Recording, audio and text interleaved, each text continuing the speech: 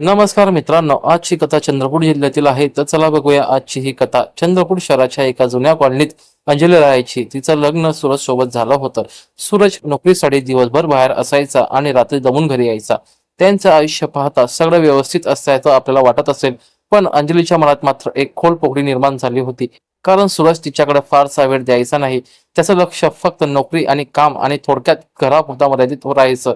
अंजली सुंदर होती. तिच्या डोळ्यात नेहमी काहीतरी वेगळं शोधण्याची ओढ दिसायची. तिच्या मनाला सतत कुणाशी तरी बोलावं, कुणाच्या जवळ बसावं असं वाटायचं. पण सूरज नेहमी व्यस्त असल्यामुळे तिच्या त्या भावनांना जागा मिळत नव्हती. हळूहळू ती एकटी पडली. तिच्या चेहऱ्यावर हसू असायचं, पण सतत कुठेतरी काम तिच्या मनात असायचं. त्याच्या कॉलनीत विवेक नावाचा एक तरुण राहत होता. विवेक अविवाहित होता. तो अंजली आणि सूरजचा शेजारी होता. सूरज सकाळी ऑफिसला गेल्यावर अंजली बाल्कनीत उभी राहायची आणि तिथून समोरच्या गच्चीवर बसलेला विवेक दिसायचा. दोघांची नजरानजर व्हायची. सुरुवातीला साधं हसायची, मग थोडं हात हलवणं आणि नंतर हलकं हसणं हे त्यांच्यामध्ये चालू होतं. असा करून त्यांचा प्रवास सुरू झाला होता. अंजलीला न कळत विवेककडे ओढ वाटायला लागली होती. त्याच्या बोलण्याचा अंदाज, त्याचा आत्मविश्वास आणि त्याच्या डोळ्यातली चमक तिच्या मनाला भिडली होती.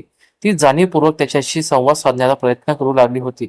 एका दुपारी संजय ऑफिसला गेला होता. अंजली बाल्कनीत उभी होती आणि विवेकने हात करून विचारलं, आज काय करते? तर अंजलीने फक्त हसली. तिच्या मनात एक वेगळीच भावना तिला जाणवली होती. हळूहळू गप्पा सुरू झाल्या. कुठे जाणार, काय बनवलं, आज हवामान कसं आहे, अशा छोट्या छोट्या गोष्टींनी त्यांचं बोलणं वाढलं. मग दोघे थोडं जवळ येऊ लागले. एका दिवशी अंजलीने घराच्या दाराशी विवेकशी थोडा वेळ बोलली. तेव्हा तिच्या मनाला एक वेगळी दिलासा मिळाला. तिला वाटलं कुणीतरी आहे जो तिचं मन ऐकतो आणि तिच्याशी बोलतो, तिच्याकडे बघतो आणि तो तिच्या मनाला समजतो. विवेकलाही अंजलीची ओढ जाणवू लागली होती. तो एकटा राहायचा, त्यामुळे त्याच्या आयुष्यातही रिकामेपणा होता. अंजलीच्या हसण्याला त्याचा प्रेम दिसायला लागलं होतं. अंजलीच्या डोळ्यात त्याला प्रेम दिसत होतं. हळूहळू दोघांचं बोलणं लांबत गेलं आणि त्यांच्या मनातलं अंतर कमी होत गेलं. एकदा तर असं झालं की जोराचा पाऊस आला होता. सूरज ऑफिसला गेला होता. अंजली बाल्कनीत उभी होती आणि पावसाचे थेंब तिच्या गालावरून घसरत होते. विवेक समोरून पाहत होता. त्याच्या मनात एकच विचार आला की हे क्षण थांबून ठेवायला पाहिजे. अंजलीने त्याच्याकडे बघितलं आणि हळूच हसली. त्या क्षणी त्या दोघांच्या नजरेत काहीतरी वेगळंच बोललं गेलं होतं. त्या संध्याकाळी विजा चमकत होत्या आणि वारा वाहत होता. अंजलीच्या मनाने धाडस केलं आणि तिने विवेकला मेसेज केला, उद्या दुपारी भेटशील का? विवेकने लगेच उत्तर दिलं, हो नक्की भेटेन. दुसऱ्या दिवशी दोघं कॉलनीच्या मागच्या बाजूला जुन्या झाडाखाली भेटले. पावसानंतर जमिनीतून सुटणारा मातीचा वास हवेत भरला होता. अंजलीने साधा सलवार सूट घातला होता, पण तिच्या चेहऱ्यावरचं तेज वेगळंच होतं. विवेकने तिच्याकडे पाहिलं आणि थोडा वेळ काहीच बोलला नाही. दोघं शांतपणे उभे राहिले होते. मग अंजलीने विचारलं, काय एवढा बघतोयस? तर विवेक म्हणाला, तू खूप सुंदर दिसतेस. अंजलीचं हृदय जोरजोरात धडधडू लागलं होतं. तिच्या होठावरचं हलकं हसू आलं होतं. त्या दिवसापासून दोघं रोज भेटायला लागले होते. कधी गच्चीवर तर कधी जिन्यात, कधी मागच्या झाडाखाली. त्यांचं नातं शब्दाच्या पलीकडे जायला लागलं होतं. विवेकच्या स्पर्शाने अंजलीचं मन वेडं व्हायचं. त्याचा हात धरला की तिला संपूर्ण जग विसरून जायचं. तिला वाटायचं आता हाच तो माणूस आहे जिला तो समजतो. एकदा अंजलीच्या घरी सूरज गावाला गेला होता. त्या रात्री अंजली आणि विवेक एकत्र बसले होते. तिकडून थंड वारा येत होता. अंजली विवेकच्या अगदी जवळ बसली होती. त्याच्या खांद्यावर डोकं ठेवलं होतं आणि डोळे मिटले होते. विवेकने तिच्या खिसावरून हात फिरवला आणि तिला स्वतःजवळ ओढलं. त्या क्षणापासून त्यांचं नातं नव्या टप्प्यावर गेलं होतं. अंजली पहिल्यांदा असं वाटलं की तिला कोणीतरी खरंच तिच्या मन समजून घेत आहे. तिला कोणी समजून घेते.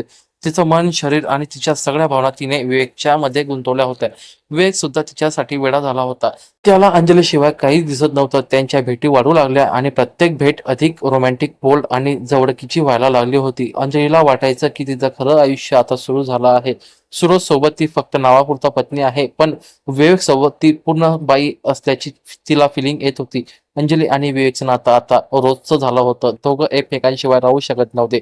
सकाळी सूरज ऑफिसला निघाला की अंजलीला पहिला विचार व्हायचा, आज विवेकला कधी भेटेन आणि कधी वेळ भेटल्यावर तिच्या सोबत ती टाइम स्पेंड करेल.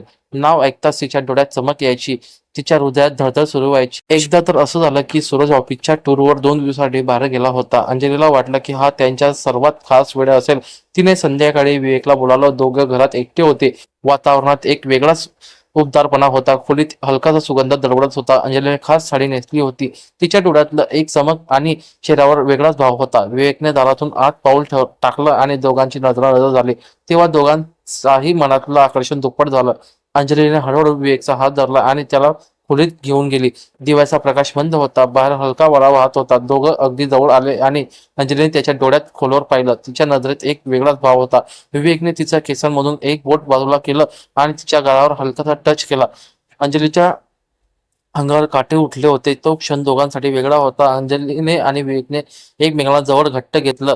दोघांच्या श्वासाचा आवाज एकमेकांना मिसळला होता. त्या रात्री त्यांच्या नात्याने नवीन वळण घेतलं होतं. अंजलीच्या मनातलं प्रेम आणि आकर्षण आता अधिक बोल्ड रूपात आलं होतं. तिच्या प्रत्येक स्पर्शात आणि हसण्यात विवेकचा तीव्र प्रेम जाणवू लागलं होतं. पुढच्या दिवसापासून त्यांच्या भेटी अजून गुपचूप झाल्या, रोमॅन्टिक व्हायच्या. कधी कॉलनीच्या टेरेसवर, कधी गल्लीतल्या टपरीवर थोडा वेळ बसणं, कधी अंजलीच्या घरात संध्याकाळी एकत्र वेळ घालवणं, अशा प्रत्येक क्षणाने त्यांच्या नात्याला अधिक रंग दिला होता. दोघांच्या गप्पा आता फक्त साध्या बोलण्यापुरत्या नव्हत्या राहिल्या. फक्त त्यांच्या शारीरिक भाषेतून त्यांचं प्रेम उमटत होतं.